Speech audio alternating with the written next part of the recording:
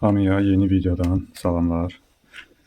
Bugün bu P1 adlandırılan TVBox haqqında video çəkmək istəyirəm.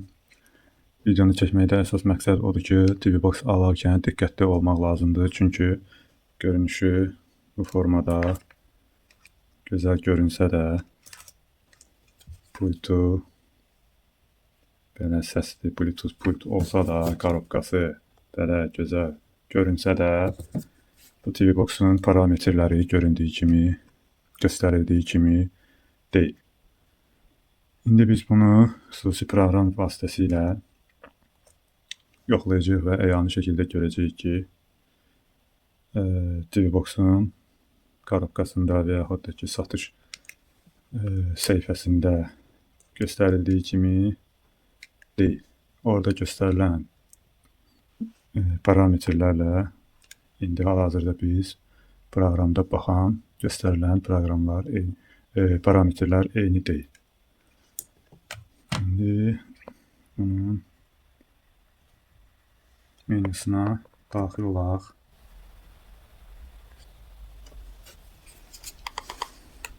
İlkin olaraq nastroykaya daxil olaq. İnformasiya bölümünə gələk. P1 adlanır. Versiya 15. Yəni ki, Android versiyası 15. İndi yaddaşına baxaq görək nə qədər göstərilib. 2 GB RAM, 16 GB yaddaş göstərilib. İndi biz proqrama daxil olaq. İşləməyi də çox ləng işləyir, çox zəif işləyir.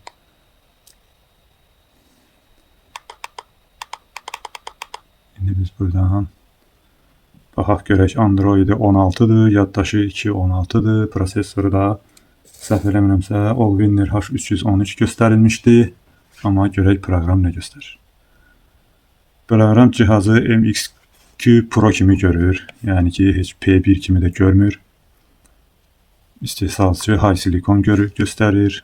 Model MX2 Pro, o məşhur MX prosesorlar, TVBox-larının sistemidir. Burada yəqin ki, ona görə belə görünür. Yəni, biri o birisinin təbii ki, kopyası. Birin o birisinə keçirərək satış olunur. İndi buradan görürük ki,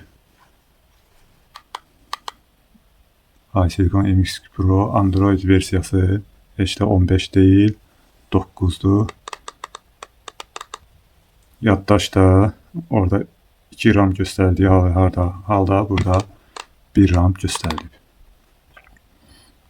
Oradan da məlumatları görürük.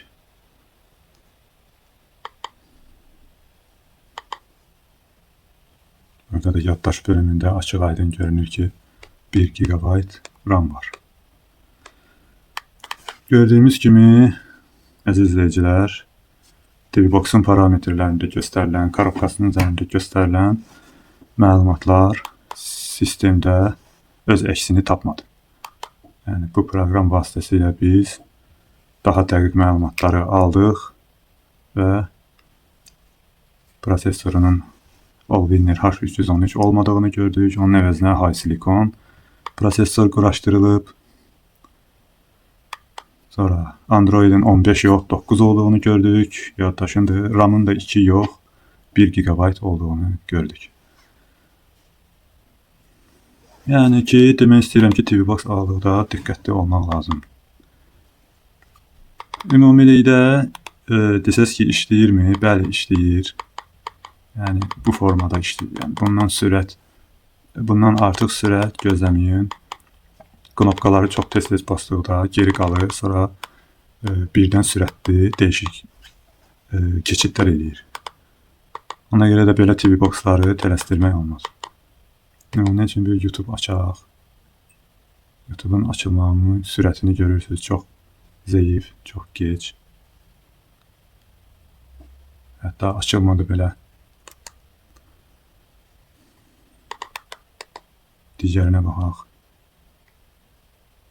Bu nisbətən ona baxanda açıldı. Yəni görürsünüz ki, sistemin zəif olmağı təbii ki, proqramların da açılmağına təsirini göstərir. Həm prosesor zəif, həm də RAM-ı 1 GB.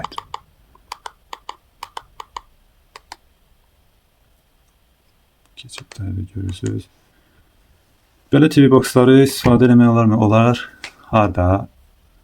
Məsələn, mətbəxdə çox az istifadə olunan yerlərdə müvəqqəti istifadə üçün yararlı demək olar. Digər bir problemi isə bura başqa bir launcher quraşdırmaq istədim ki, bu aşağıda göstərilən belə reklamlardan canımızı qutaraq, amma buna da başqa bir launcher quraşdırmaq olmadı. Sistem buna icazə vermədi. Hətta kompüterə qoşuram. Kompüterdə bu TV boxu görmür. Yəni buna heç bir yazılım yazmaq da mümkün deyil.